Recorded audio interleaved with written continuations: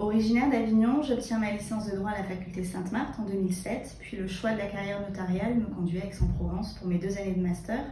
En 2009, j'intègre le centre de formation professionnelle des notaires d'Aix-en-Provence et en parallèle, j'effectue mes premiers mois d'apprentissage dans une étude avignonnaise en qualité de notaire stagiaire.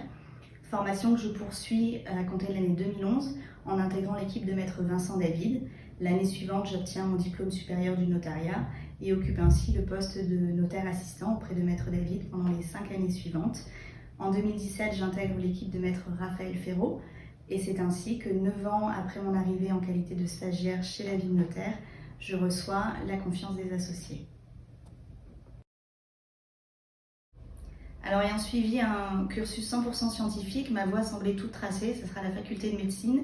Puis une rencontre lors de mon année de terminale va venir bousculer mes projets. Un rendez-vous chez un notaire, plus précisément une femme notaire. Le fait que ce soit une femme a eu, je pense aujourd'hui, un impact plus fort encore, comme une transposition pour moi. Je me suis alors renseignée sur la profession et je me suis retrouvée dans ses valeurs et ses principes de probité, délicatesse, honnêteté, et dans ses missions, accompagner, conseiller à chaque étape essentielle de la vie personnelle, professionnelle et familiale. Et c'est ainsi que j'ai commencé ma première année de droit en sachant que je ferais du notariat. Et je pense que cette conviction très tôt dans mon cursus a été un facteur de motivation et de détermination pour la suite. Auprès de maître David, au cours de mes premières années d'expérience, j'ai pu me former sur un large panel des matières de la profession. Et au bout de 11 ans d'expérience maintenant, le droit immobilier demeure mon domaine d'intervention privilégié. Les ventes, bien entendu, la promotion immobilière, les opérations d'immobilier complexes.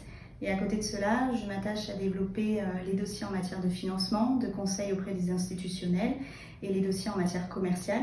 Le notaire n'est que trop peu sollicité et présent dans ce domaine à côté de l'avocat d'affaires ou de l'expert comptable.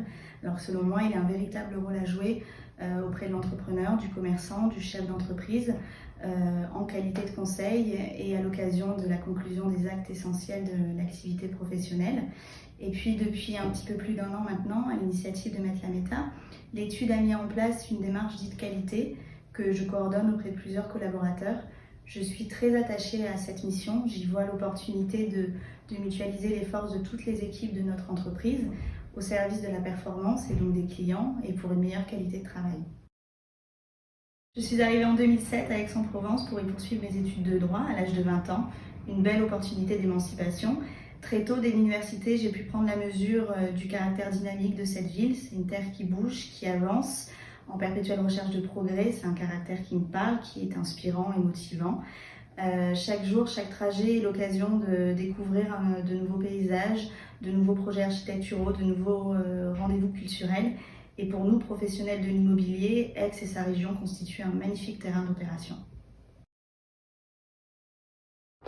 Alors chez David Notaire, nous sommes très attachés à un principe. Un dossier ne se résume pas à une signature en bas de page. Il doit intégrer l'expérience pour arriver à la signature de l'acte. Et cette expérience, pour être réussie, elle repose sur l'expertise, l'écoute du professionnel et la relation de confiance développée avec le client. Si aujourd'hui, des outils de communication et informatique de plus en plus performants nous permettent de répondre à des exigences de résultats, d'immédiateté et d'urgence, ils ne doivent pas l'être au détriment de l'image de la profession. Et c'est selon moi là un des enjeux principaux actuels et des prochaines années, c'est de parvenir au plus près à l'équilibre entre la modernité et le respect des valeurs de la profession.